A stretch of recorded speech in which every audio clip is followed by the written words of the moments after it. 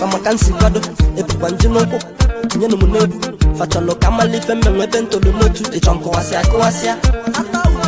emelon kama tanabo magaya tamata fachalo bele bwana nse bife ya kwamara fachalo kama na bone chaja mo bamaya manajo majo facho kisimo wa misi mekwelawa tanwoke na manwoke kwela na facho kokumo nyonyo moko mekwela nyu ejimofo facho kisimo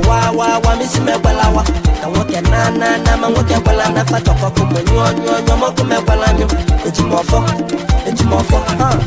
Mmebe ọfụma kwọlụ maka, nwa bebi kwọlụ maka, enyi m kwọlụ maka, nwa chi ọbụbọ kwọlụ maka, flash kwọlụ maka, okoko kwọlụ maka, eze ụmụ tụọlụ m asa chọrọkwa m ndị ya gbajikwa m aka, ọ dị ka famụta gị nwaanya, fatịra ka mụ na onye nwaanyị, o wefana na-emefe ka anyị ogelugo mgbe anyị wepụtala fe anya, onye na-egwe one leg, akpọ nọ na 110, nwa bụlụ fine girl, egolila wa misi mekwelawa, ka nwoke na ma nwoke ekwela na fachọkọkụ mụ nyonyo mọkụ mekwela anyụ, ejimofo facho kisimo